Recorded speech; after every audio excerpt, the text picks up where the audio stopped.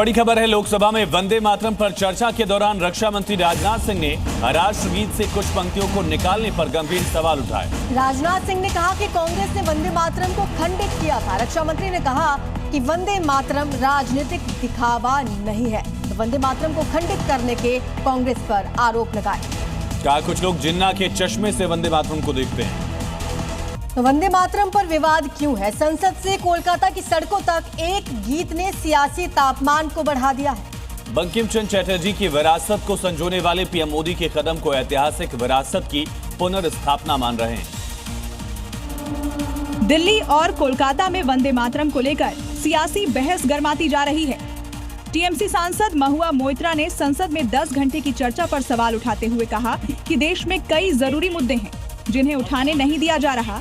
वहीं कोलकाता में बंकिम चंद्र चट्टोपाध्याय के परपौत्र साझल चट्टोपाध्याय ने वंदे मातरम पर केंद्र 2023 में की पहल की तारीफ करते हुए कहा कि ये कदम देर से ही सही लेकिन सही दिशा में है।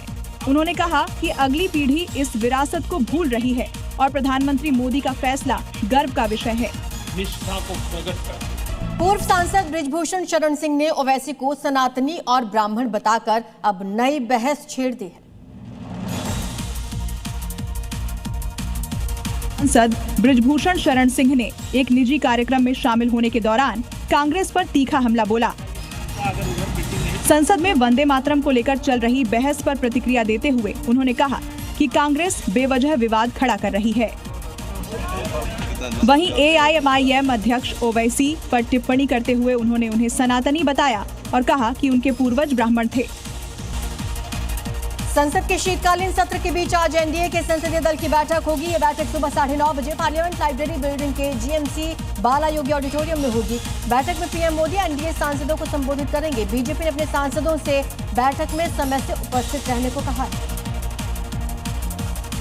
लोकसभा के बाद आज राज्यसभा में वंदे मातरम की 150वीं वर्षगांठ पर बहस पर चर्चा होगी। बीजेपी की ओर से गृह मंत्री दोपहर 1 बजे चर्चा की शुरुआत करेंगे। चर्चा का समापन बीजेपी के राष्ट्रीय अध्यक्ष जेपी नड्डा करेंगे, जो राष्ट्रीय गीत की 150 वर्ष की यात्रा को रेखांकित करेंगे।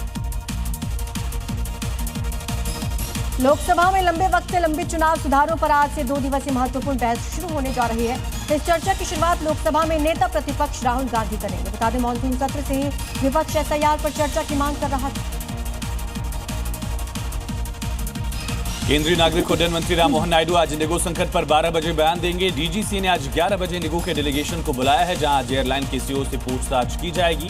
डीजीसी ने इसके लिए एक 4 सदस्यीय समिति का गठन भी किया है, जो अधिकारियों से पूछताछ करेगी। देश भर में बुलडोजर कार्रवाई के मामले पर सुप्रीम कोर्ट आज अहम सुनवाई करेगा। इस दौरान सुप्रीम कोर्ट उन तमाम याचिकाओं पर सुनवाई करेगा जिनमें अलग अलग राज्यों की सरकार पर पिछले साल जारी सुप्रीम कोर्ट की गाइडलाइंस का हनन करने का आरोप लगाया गया।